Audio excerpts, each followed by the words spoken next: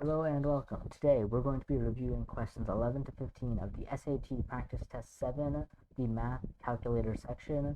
As always, if you find these videos helpful and informative, please be sure to like and subscribe, and let's get started.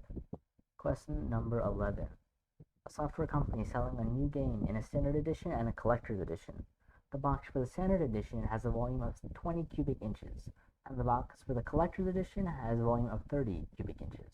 The company received an order for 75 copies of the game, and the total volume of the order to be shipped is 1,870 cubic inches.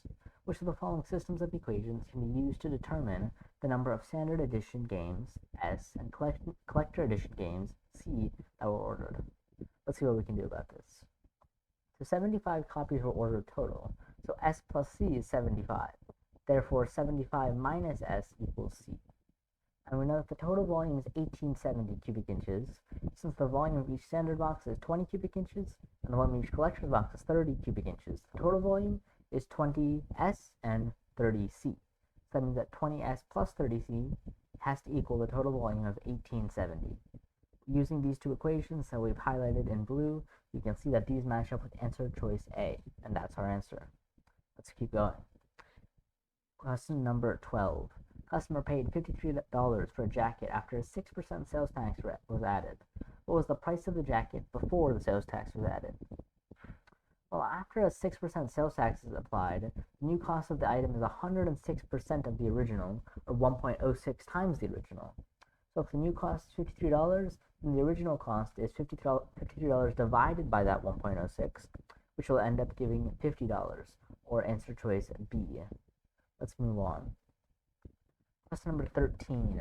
We're given a graph of Theresa's running speed and time, where the speed in miles per hour is given on the y-axis and the time in minutes given at 5-minute intervals is on the x-axis. Now we're told that Theresa ran on a treadmill for 30 minutes, and her time and speed are shown on the graph above. According to the graph, which of the following statements is not true concerning Theresa's run? Alright, let's go through each of these answer choices and see what we can do about it. Well, she did run at a constant speed for 5 minutes, from 5 minutes to 10 minutes, and that's the only time she ran at the same speed. The increasing time was not more than the decreasing time, as it increased for 10 minutes and decreased for 15 minutes. So answer choice B is not true, so our answer is answer choice B, but we can always check to see if C and D also are correct, which may make them true and then not the answer in a kind of convoluted way. But we do see that the speed decreased at a constant rate during the last 5 minutes from 8 to 0 at a constant slope, and the speed reaches maximum at 25 minutes, so that's during the last 10 minutes of the exercise. So C and D are correct, or C and D are true, A is true, so that means that B is the only one that's not true, and B is our correct answer. Let's keep going. Alright, so here we're just given a simple quadrilateral, A, B, C, D. We have one 45-degree angle and then three angles with degree measure x. And they're saying in figure above, what is the value of x? So how many degrees are in each of those angles?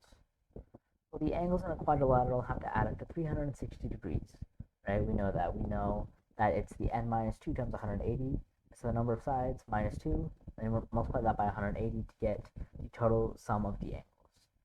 So if by adding them up, right now we get 45 plus 3x degrees. So 45 plus 3x degrees has to equal 360, so 3x equals 315 degrees. X is 105 degrees, which is answer choice D. Let's move on to the last question of this set. Here it is. If 50 1-cent coins were stacked on top of each other in a column, the column would be approximately 3 7/8 inches tall. At this rate, which of the following is closest to the number of 1-cent coins it would take to make an 8-inch tall column? Well, we can immediately see that the 50 1-cent coins make a 3.875 or 3 7/8 inch tall tower, that 100 1-cent coins will make a tower double the size, or 7.75 inches tall, which is extremely close to 8. And the next biggest answer is 200 coins, which would be far away from 8, or 15.5 inches. So the 7.75 inches is much closer. The 1-cent coins is much closer, so the answer must be 100 coins, or answer choice B. that is it for this set of questions. Be sure to tune in next time when we review questions 16 to 20. And if you haven't already, make sure to check out the other videos in this series on the Practice Test 7, as well as a whole series for every single math question on SAT Practice Test 2. Until then, I'll see you next time.